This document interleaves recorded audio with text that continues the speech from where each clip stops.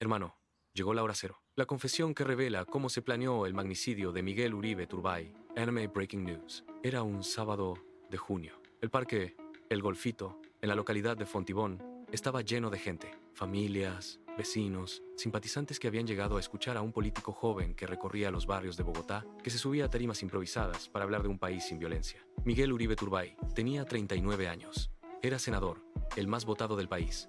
Era precandidato presidencial. Era el hombre al que el propio expresidente Álvaro Uribe Vélez había señalado en privado como el próximo presidente de Colombia. Esa tarde, entre la gente que lo miraba, había alguien que no había ido a escucharlo. Había ido a fotografiarlo. No era un fanático. Era un hombre de mediana edad, con vínculos con una de las estructuras guerrilleras más peligrosas del continente.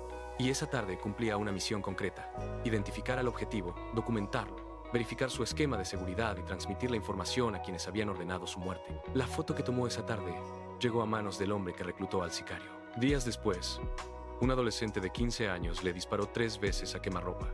2 balas le entraron en la cabeza, una en la pierna. Miguel Uribe Turbay cayó sobre la tarima.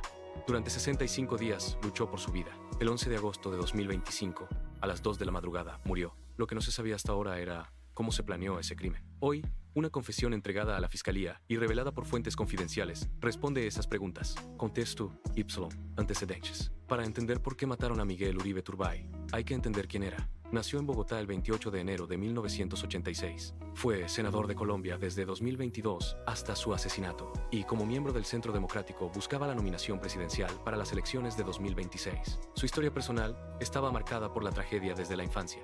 Su madre, la periodista Diana Turbay, fue secuestrada y asesinada en 1991 por el cartel de Medellín. Para ese momento, Miguel tenía tan solo 4 años. En cada discurso de su precampaña, repitió que la causa de su madre se había convertido en su propósito: un país sin violencia. En 2022 encabezó la lista del Centro Democrático al Senado y se convirtió en el senador más votado del país con 226.922 votos. Su nombre se consolidaba como la opción más fuerte de la derecha colombiana. Los precandidatos de su partido habían llegado a un acuerdo para que Uribe Turbay fuera el candidato oficial en las elecciones de 2026. Y eso, según la confesión que hoy sacude a Colombia, fue exactamente la razón por la que lo querían muerto. El objetivo sería desestabilizar el panorama político colombiano en un año clave de definiciones electorales. El corazón de la noticia. La confesión proviene de Simeón Pérez Marroquín, alias El Viejo. Fue condenado a 22 años de cárcel por su participación en el magnicidio. Su testimonio entregado a la Fiscalía el 9 de febrero de 2026 es hoy la pieza más contundente de la investigación. Todo comenzó con una llamada.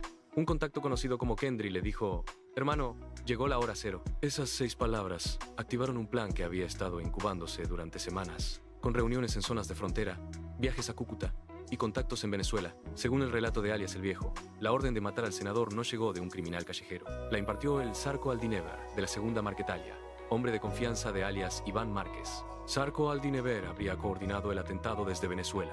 El primer intento se organizó en el barrio Villa Amalia, en Engativá. El grupo hizo reconocimiento del lugar y definió rutas. Pero ese día Uribe Turbay no asistió al evento. La operación se canceló. Días después, la orden volvió a activarse. Esta vez, el escenario sería el parque El Golfito, en Fontibón. Alias El Viejo asistió a un evento público. Se acercó al candidato y lo fotografió. Esa imagen llegó a manos de Elder José Arteaga Hernández, alias El Costeño, coordinador del ataque. El Costeño fue el encargado de contratar al sicario material del magnicidio y a alias Gabriela, responsable de entregar el arma. Luego apareció Catherine, una joven cuyo rol era transportar el arma hasta el punto de encuentro y retirarse sin levantar sospechas. Minutos antes del ataque, se realizó una videollamada entre los implicados para ultimar detalles técnicos sobre el arma y su modo de disparo. Después vino el disparo. Después vino la llamada confirmando que la vuelta se había hecho. Pero Miguel Uribe Turbay había sobrevivido. El pago, que ascendería a 1.000 millones de pesos, dependía de que el objetivo muriera. Eso generó tensiones internas. Pasarían 65 días antes de que ese pago pudiera considerarse completo.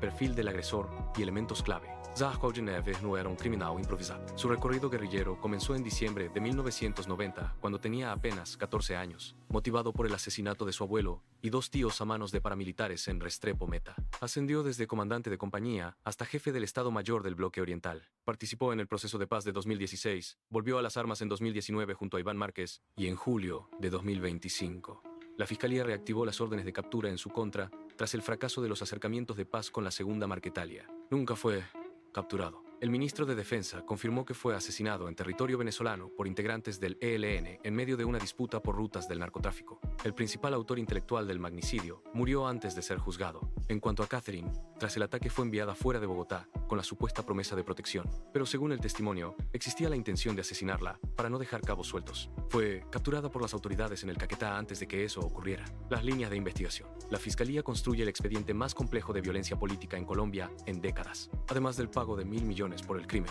se dispusieron otros 600 millones para sobornar a la justicia o para eliminar a quienes pudieran revelar la verdad. La Fiscalía alista 2 nuevas capturas relacionadas con el magnicidio, tras identificar a quien se señala como el pagador. La investigación también sigue una pista internacional. En Ecuador se incautó una libreta en un centro de operaciones de alias Fito, líder de los choneros, donde apareció mencionado el alias Churco como conexión clave con alias El Costeño. No todas las voces apuntan en la misma dirección. El consejero Oti Patiño expresó sus dudas, argumentando que los atentados políticos suelen ser reivindicados y que esto parece más una acción sicarial que política. La Fiscalía sigue investigando el alcance real de la cadena de mando, contexto social y sistémico. La muerte de Uribe evoca recuerdos de una época más oscura, cuando 4 candidatos presidenciales fueron asesinados en los años 80 y 90, durante el apogeo de la violencia ligada al narcotráfico. La madre del propio Uribe Turbay fue parte de esa época. Que la historia se repitiera con él como víctima habla de algo que Colombia no ha logrado resolver. El caso revela además la naturaleza cambiante del crimen organizado. La segunda Marquetalia no ejecutó este crimen con sus propios combatientes. Lo tercerizó. Usó a un menor de 15 años como ejecutor. Usó a una mujer joven como transportadora del arma. Y diseñó desde el principio un plan para silenciar a todos los que pudieran testimoniar. Tras el asesinato de su hijo, Miguel Uribe Londoño asumió su legado político y fue proclamado precandidato presidencial del Centro Democrático en agosto de 2025. Centro Democrático.